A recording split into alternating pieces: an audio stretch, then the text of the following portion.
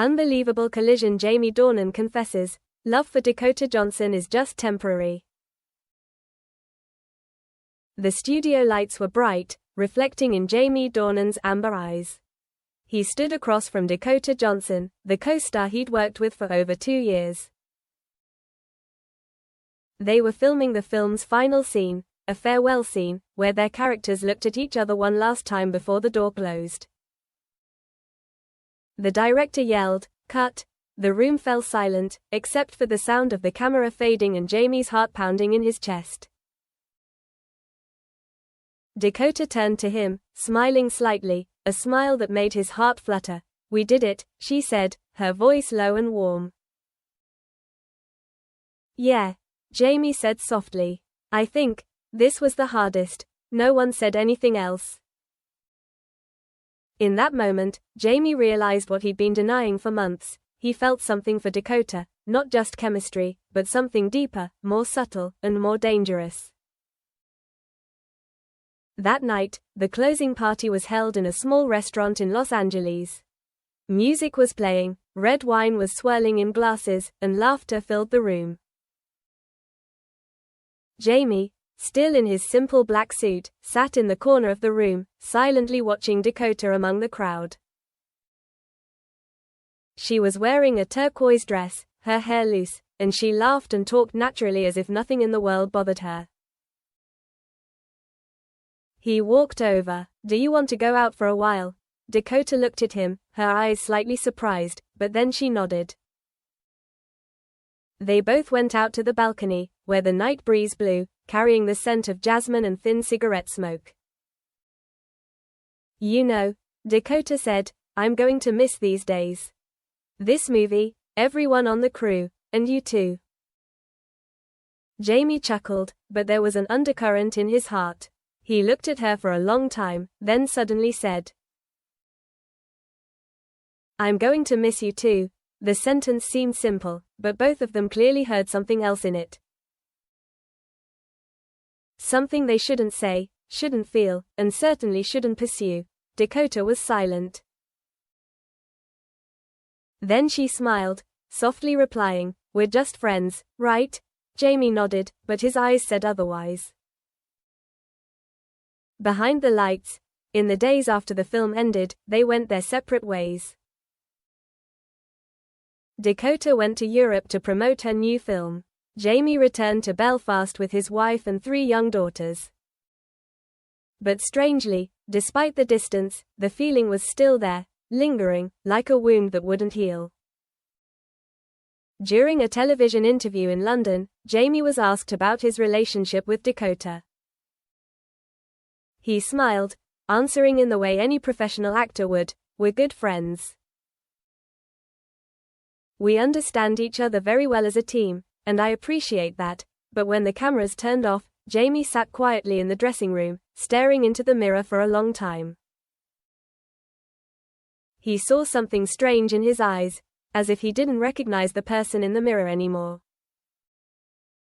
A close friend on the set once said, "Jamie, you know, sometimes actors get lost in their characters more than they think. The feelings between you and Dakota might just be an extension of the role." He laughed at the time, but now, sitting alone in the quiet hotel room, he began to understand, maybe it was true. The first confession. 2 months later, at an international press conference, Dakota and Jamie met again. The whole world was still talking about the amazing chemistry on screen, while they themselves were only exchanging indescribable glances. When the press conference ended, Jamie found her in the hallway backstage. "Dakota," he called softly. She turned around, her hair a little tousled, her eyes deep. "Did you want to say something?" Jamie took a deep breath. "I want to apologize. There was a time when I thought I loved you." Dakota was silent for a long time, then asked softly, "And now?" "Now," Jamie said, his voice low, "I realize maybe it was just an illusion. A brief intoxication between 2 actors living in a story that wasn't real." She looked at him for a long time. "So, You're saying that love was just temporary? Jamie nodded. Maybe so, but temporary doesn't mean it wasn't real. Dakota smiled sadly. I know, and sometimes that temporary thing is what makes you remember it for life. The two of them didn't say anything more. The sound of cameras, voices, and distant flashes echoed. They walked out of the hallway, each going in the opposite direction, leaving behind a silence that was as long as an unfinished chapter. Time flies like a film reel.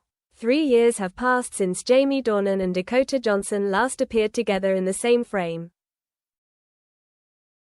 The world turns, new projects, new roles, and successes follow each other. But there is one thing, no matter how hard Jamie tries, he cannot erase: the image of Dakota in that turquoise dress that night, her gaze both gentle and distant. A peaceful Belfast. On the Belfast coast, the wind blows, the waves crash against the rocks. Jamie is walking with his 2 daughters. He bends down to tie their shoelaces, smiling when he hears them giggle because of the cold sand touching their feet. From afar, Amelia, his wife, is sitting on a chair, reading a novel. The afternoon sunlight slants through her hair, making the scene strangely peaceful. Jamie feels grateful. He has chosen to return to real life, to the home he has built with love and responsibility. But sometimes, on sleepless nights, as the waves crashed against the window, Dakota's image would flash through his mind like an old film. He didn't blame the memory. It was simply there, a part of his youth, of the fleeting emotion he'd poured his heart into. One night, in his office, Jamie turned on his computer to watch an old interview. In the video, Dakota beamed, talking about the film they'd made together. The best thing about working with Jamie is the feeling of safety. He always makes you believe that every emotion you express is valid. He looked at the screen, then smiled slightly. Thank you, he whispered, knowing she couldn't hear. An unexpected invitation. One fall day, his manager called. Jamie, there's a new script. A French director, Luc Moreau, wants you and Dakota to be involved. An art project about 2 people who were once in love but were separated by fate. Jamie was silent for a long moment. Is it Dakota again? Yes. They say only 2 people can bring this story to life. He looked out the window, where the yellow leaves were falling slowly. Fate, it seemed, still wanted to play with him. That evening, he told Amelia. She was quiet, then smiled softly. I believe you know what you're doing. Just remember, movies are movies. Real life is here, in this house. Jamie nodded. He was grateful that Amelia was always understanding. But deep down, there was a part of him, the soft, artistic, passionate part, that whispered, is this the chance to say goodbye to the past for real? The Paris reunion. They met again in Paris, at their first audition. The large room was filled with golden light, the windows overlooking the Seine. Dakota walked in a cream-colored tweed jacket, her hair loose. When she saw Jamie, she smiled slightly. It's been a while, she said. Yes, he replied, his voice hoarse with emotion. You're still the same. Me too, Dakota replied softly, only the eyes are different, deeper, sadder. They sat down to read the script. The story in the film was so strange that it made them both shiver. 2 people who had loved each other in the past, broke up because of a misunderstanding, and after many years of meeting again, they had to act out a play about that love. For a moment, Jamie looked at Dakota, and she looked back at him. The line between role and reality gradually blurred.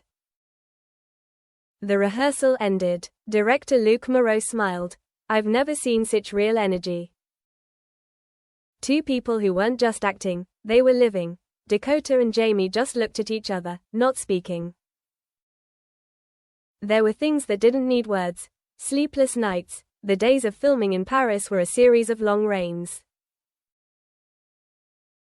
In the morning they performed, in the evening each returned to their own apartments. But fate seemed not to want to close. One night, Dakota knocked on his door. She brought a bottle of wine. "Can't sleep?" Jamie asked. "No," she replied, "I think you don't either." They sat by the window, watching the raindrops run down the glass. "Do you ever think about what happened?" Dakota asked. Jamie was silent for a moment. "Yes, but I think of it as a beautiful movie I once acted in. It may end, but it will never be lost."